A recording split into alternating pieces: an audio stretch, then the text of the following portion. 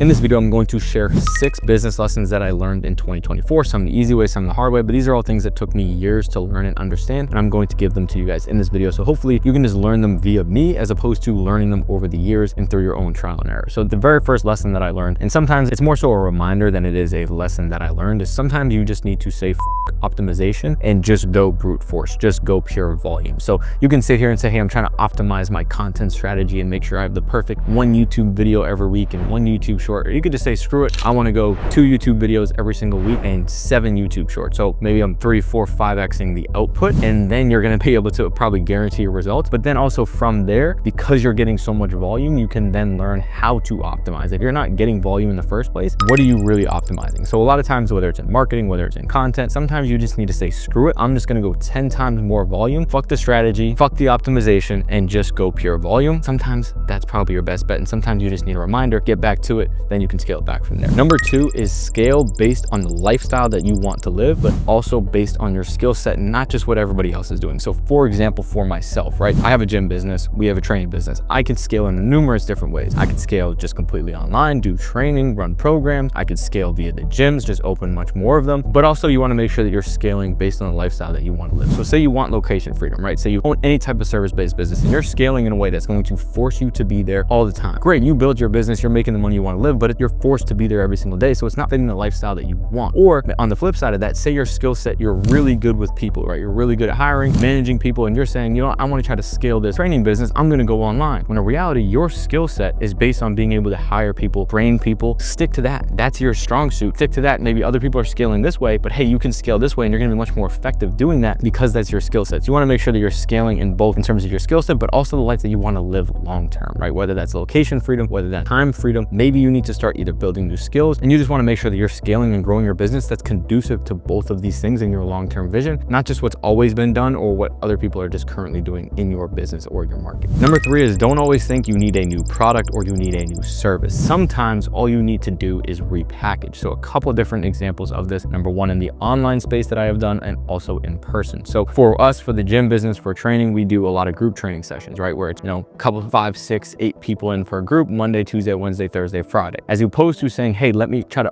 come up with this new service that's completely different. Let's just kind of repackage the same thing that we're doing. So as opposed to just saying, hey, we have high school groups Monday through Friday. Now we have a 3-on-3 academy. Sounds different, sounds enticing. We're gonna do that Tuesdays and Thursdays. It's basically the same thing, right? A little bit of a twist, but we can repackage it. We can change the name. We can change kind of the benefits. Pricing's pretty much the same. Maybe you can even upcharge because it sounds like a premium product. So we're doing essentially the same thing. We're just repackaging it, renaming it, relabeling it, shifting a couple things around. Boom, it looks like a new product or a new service, and then we can offer that. So yes, in that instance, it is kind of a different service, but I'm doing the same service. I'm just repackaging the names. Instead of doing groups, now we're going to offer, you know, strength and conditioning. Now we're going to offer yoga. Now we're going to offer this. We're not changing what we're actually offering. It's the same service to the same ideal client. We're just repackaging the name. So that's kind of an example. It sounds like I'm offering a new service, but I'm really not. I'm just repackaging it. Another example online is I had an off-season program, right? And instead of saying, hey, let me make a whole new program, let me just repackage the one that I have, let me rename it, and let me improve it. So sometimes you don't even need to, you know, completely pivot to a different service. Say you're offering marketing services. I don't need to go from, hey, I'm going to start running Facebook ads. Now I'm going to just start doing media. We're going to do video editing. That's a completely different service. Whereas here I'm saying, okay, take what you've already built, same ideal client, really trying to get the same result, but we're just repackaging the name. So in that example, I had a program. Instead of saying, hey, let me build a whole new one, let me reorganize, let me update it a little bit, let me change the name, let me improve the landing page, let me improve the video sales letter, let me improve the testimonials. Now it looks like a whole new product, even though I didn't really do a whole lot much more work. It's just kind of repackaging and actually improving that product, and then I can bring it back to the market again, and it seems like a new offer, but it's relatively the same, and it doesn't take me all this new work. I got to go find new customers. Again, I'm just repackaging it and bringing it to market. So the next one is compounding is still 100% one of the most powerful forces that you can have at your back if you are a business owner. So kind of going off the back of that, right? If you are continuously offering new services, new products, you have a very tough time at getting really, really good in those areas, which is going to kind of hurt you it a little bit in terms of compounding interest, right? If I'm offering the same service over and over and over again, I can continue to get a little bit better, get better results for my client. All of that stuff is going to compound. My knowledge, my skill set, my connections, my reputation, it's all going to compound where say first year, yeah, not a lot of results. Second year, you're starting to get there. Third, you get some momentum. Fourth year, that's where everything starts to go, and it's almost on autopilot where business just starts coming easier. Everything is just, so you have all of those lessons that you've learned and you're just continuing improving as you go. And then when you get to that 4th 4th year, that's where you're going to see all the results. But if you're constantly jumping ship, changing your business model, changing your products, changing your service, changing your ideal client, it's going to be very tough to compound in the direction that you guys want to go. So use compound interest to your advantage. Use that as a tailwind to help you move in the right direction. I guarantee you, if you can keep doing the same thing over a long enough period of time, I can guarantee you're going to see success. So even for myself with my business, it may not be the best business model ever, but I have so much momentum in terms of training, in terms of the social media, that it would be dumb to just jump ship, because the amount of work that it's going to take to go from make say an extra 100K is so minimal compared to starting over and starting doing something else like this, like helping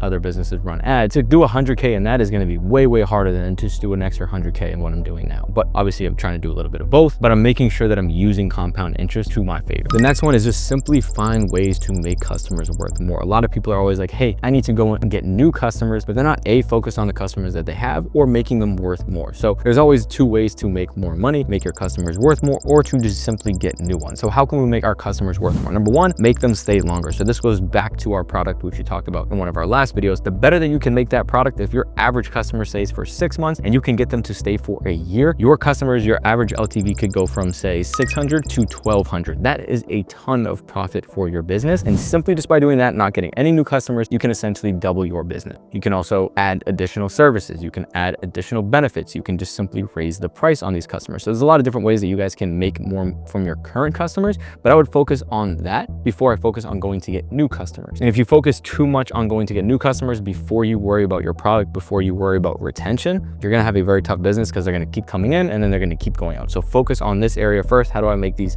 customers worth more? How do I increase LTV through retention, through proper pricing, all of that stuff?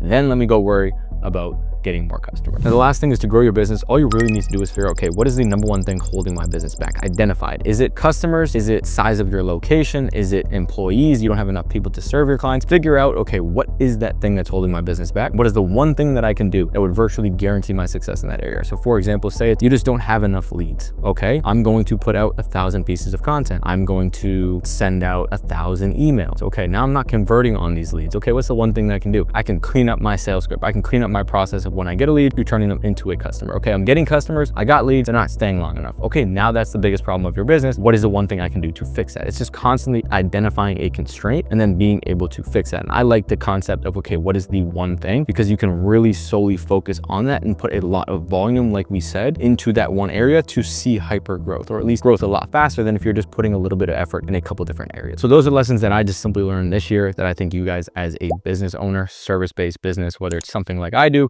or something a little bit different, I think you guys can take information away and apply to your own business. And again, a lot of this is just a reminder for some of you guys, as it is for myself, but hopefully you can take something away from this, apply it to your business, make more money. See you guys in the next video soon. Peace.